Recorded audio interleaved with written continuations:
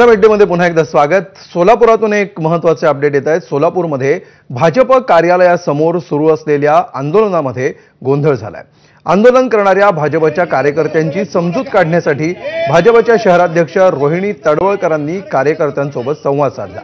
जिल्ह्यातील काँग्रेस राष्ट्रवादी काँग्रेसचे 4 माजी आमदार भाजपमध्ये प्रवेश करणार आहेत। मात्र काँग्रेसचे माजी आमदार दिलीप माने यांच्या भाजप प्रवेशाला भाजप पदाधिकाऱ्यांनी विरोध केला।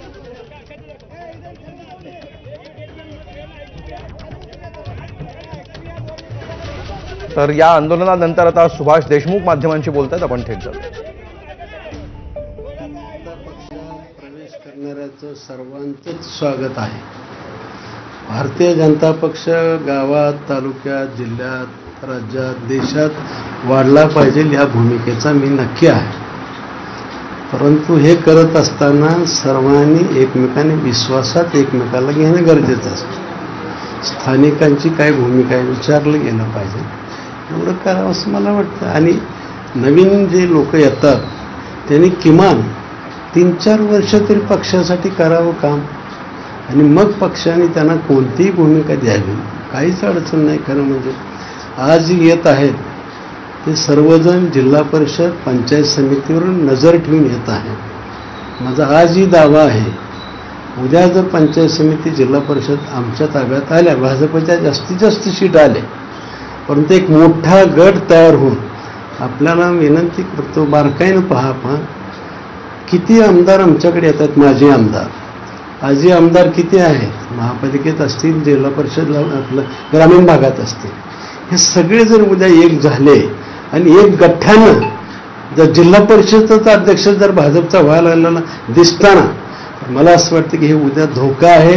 हे सर्वजण जिल्हा परिषदचा अध्यक्ष भाजपचा होऊ देतील का नाही शंका आहे मनामध्ये। जरी चिन्हावर लढले असले तरी मला असं वाटतं की काही म्हणजे निवडणूक आयोगानं काही नियमावली करून दिलेल्या आहे, त्या नियमात बसून सर्वजण जर गेले तर काय करणार आहे तुम्ही।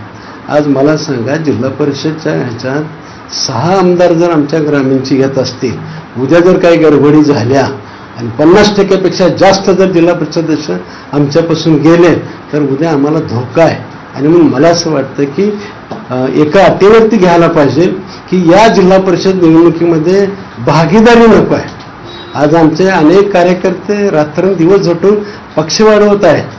आज काल ज्यावेळेस 20 तारीख होती, काल माझ्याकडे आमच्या तालुक्यातले शहरातले सगळे लोक आले होते आणि माझ्यावर भांडत होते। अरे म्हणून मी काय करू भांडण, पक्षाने निर्णय घेतलेला आहे, पक्ष नेतृत्व निर्णय घेणार आहे, त्याच्याशी आपण सर्वजण सहमत राहिलं पाहिजे। त्यांचं म्हणणं आहे की खासदारकीच्या निवडणुकीत आमच्याकडनं झटून घ्यायचं, विधानसभेला आमच्याकडून झटून घ्यायचं, आणि आमच्या निवडणुका आल्या की आमच्याबरोबर भागीदार द्यायचे, मग आमच्या कार्यकर्त्यांनी कुठं जायचं, ही भावना कार्यकर्त्यांची कालच्यापासून होती। म्हणलं मला खरंच काहीच माहीत नाही, मी कुठल्या बैठकीला नाही, मी कुठं काय चाललंय माहिती नाही।